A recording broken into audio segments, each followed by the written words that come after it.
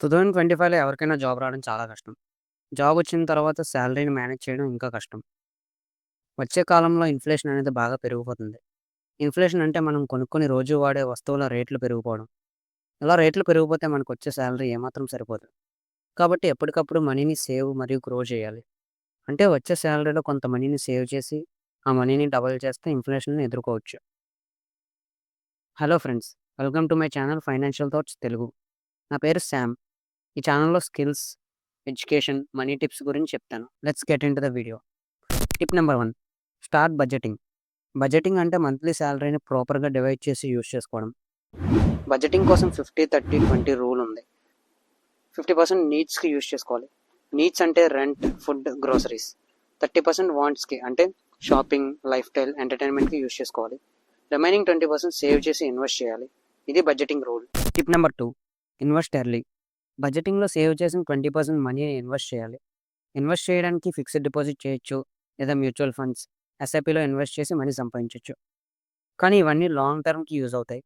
ప్రతి నెల 500 ఎస్ఐపి చేస్తే 30 ఇయర్స్‌కి ఇన్వెస్టెడ్ అమౌంట్ 1,80,000. అయితే యావరేజ్ 12% రిటర్న్స్‌తో 15,00,000 సంపాదించొచ్చు. పేషెన్స్ అండ్ కన్సిస్టెన్సీ చాలా అవసరం. 30 ఇయర్స్ వెయిట్ చేసే పేషెన్స్ కావాలి. త్వరగా రిటర్న్స్ కావాలంటే నెలకి ఎక్కువ ఇన్వెస్ట్ చేయండి. Tip number 3, avoid EMIs and loans.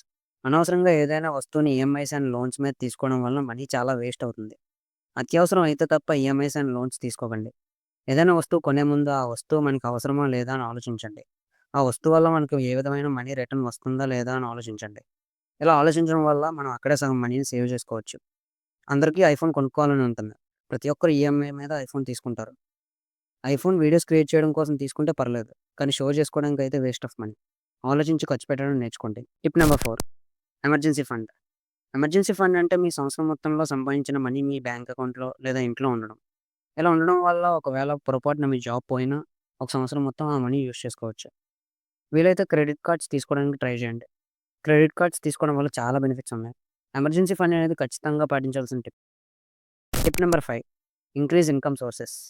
Multiple వేస్‌లో ఎలా సంపాదించాలో తెలుసుకోండి. మనీ చాలా విధాలుగా సంపాదించొచ్చు. కానీ రిస్క్ అండ్ టైం చాలా కావాలి. ఏదైనా స్కిల్ నేర్చుకొని ఆ స్కిల్ ద్వారా మనీ సంపాదించొచ్చు. రిస్క్ చేసి బిజినెస్ పెట్టి మనీ సంపాదించొచ్చు. స్టాక్ మార్కెట్‌లో ఇన్వెస్ట్ చేసి మనీ సంపాదించొచ్చు. కానీ ఇవన్నీ చేసే ముందు ఆలోచించండి. టైం తీసుకొని నాలెడ్జ్ గెయిన్ చేసుకున్న తర్వాత ఇవన్నీ చేయండి. Tip number 6, track every rupee. ప్రతి నెల చివరిలో ఒక రోజు ఖర్చు పెట్టిన ప్రతి రూపాయి ఒక నోట్‌బుక్‌లో రాసుకోండి. ఇలా రాసుకోవడం వల్ల మనం ఎంత ఎక్కడ ఖర్చు పెట్టామనేది తెలుస్తుంది. ఎక్కడైతే ఎక్కువ ఖర్చు పెడుతున్నామో అక్కడ ఖర్చు తగ్గిస్తే మనీ సేవ్ చేసుకోవచ్చు. కాబట్టి ఖర్చు మొత్తం పేపర్ మీద రాసుకోండి. Tip number 7, follow life habits. ఎంత సంపాదించినా, సేవ్ చేసినా హ్యాపీ లైఫ్ లేకపోతే ఆ లైఫ్ వేస్ట్. లైఫ్ ప్రొడక్టివ్‌గా ఉండాలంటే పొద్దున్నే త్వరగా లేవండి.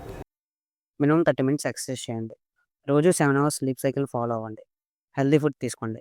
ప్రతిరోజు ఏదైనా కొత్త విషయం తెలుసుకోండి. పాజిటివ్ మైండ్‌సెట్ క్రియేట్ చేసుకోండి. అట్ లాస్ట్ మీకు నచ్చింది చేయండి. వీడియో నచ్చితే లైక్ చేయండి.